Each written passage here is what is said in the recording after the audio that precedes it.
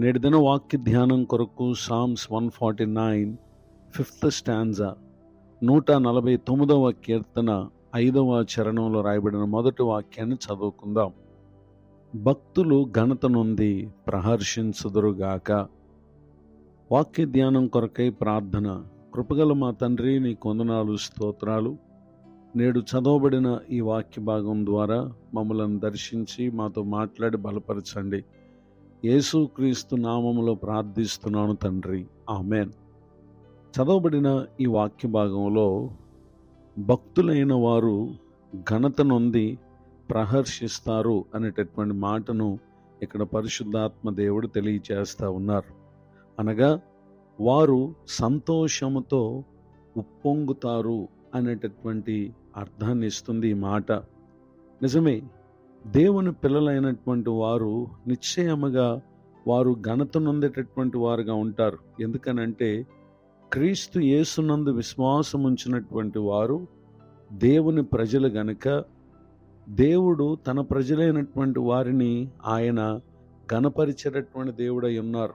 భూమి మీద మానవుడు పలు విషయాల ద్వారా ఘనత నొందాలని ఎన్నో ప్రయత్నాలు చేస్తూ ఉంటాడు. కానీ తనకంటే మించిన ఘనత కలిగినటువంటి వారు ఎందరో చరిత్రలో ఉంటూ మనం గమనించగలం. అయితే యేసుక్రీస్తునందుంచినటువంటి విశ్వాసము మానవ జీవితానికి ఘనత కలుగు చేస్తుంది అనేటటువంటి విషయాన్ని తెలియజేయడానికి సంతోషిస్తున్నాను. పరిశుద్ధ గ్రంథంలో రాయబడినటువంటి కొందరు భక్తుల పట్ల ప్రభు చేసినటువంటి కార్యాలను మనం పరిశీలన చేసినట్లయితే, book of Daniel chapter 3 words 30, దానియేలు గ్రంథం 3వ అధ్యాయము 30వ వచనంలో, అంతట నుండి రాజు షడ్రకు, మేషకు, అబేద్నెగో అను వారిని బబులోను సంస్థానములో హెచ్చించెను. చదవబడినటువంటి ఈ వాక్య భాగంలో దేవుని ప్రజలుగా తమ విశ్వాసాన్ని కఠినమైనటువంటి పరిస్థితుల్లో ఒప్పుకొని మరణానికైనా వెనుకాడని తమ విశ్వాసాన్ని కనుపరిచినటువంటి భక్తులు షడ్రక్, మేషక్, అబేద్నెగో. వీరు ప్రభువునందుంచినటువంటి విశ్వాసాన్ని బట్టి రాజుగారు తాను నియమించినటువంటి ఆజ్ఞకు వ్యతిరేకంగా వారు నిలిచి, రాజు నియమించినటువంటి అగ్నిలోనైనా వేయబడటానికి ఇష్టపడినటువంటి వీరు, ఏమాత్రము కూడా దేవునిని విడిచిపెట్టని వీరు చెప్పినటువంటి మాట ఏంటంటే, ఈ అగ్నిగుండములో నుండి మమ్మను తప్పించి రక్షించుటకు మేము సేవించుచున్న దేవుడు సమర్థుడు అని చెప్పి వారు తాము సేవించే దేవుని గురించినటువంటి విశ్వాసాన్ని కనుపరుస్తూ వారు ఎంతో ధైర్యంగా నిలబడినటువంటి విషయాన్ని, లేక తమ భక్తిని ఇక్కడ కనుపరిచినట్లుగా మనం చూస్తూ ఉన్నాం.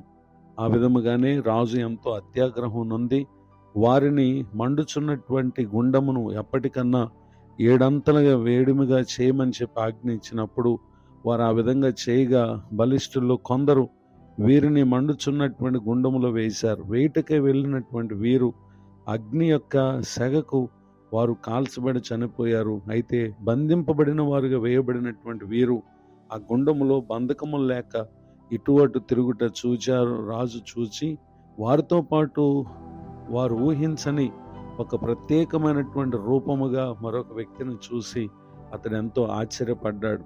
ఆ తర్వాత ఆ గుండమును, లేక మండుచున్నటువంటి ఆ గుండమును ఆపివేసి షడ్రక్, మేషక్, అబేద్నెగో అనేటటువంటి వీరిని రాజు బయటికి పిలిచి, మహోన్నతుడకు దేవుని సేవకులారా అని చెప్పి అతడు మాట్లాడటం ఎంత ఆశ్చర్యం.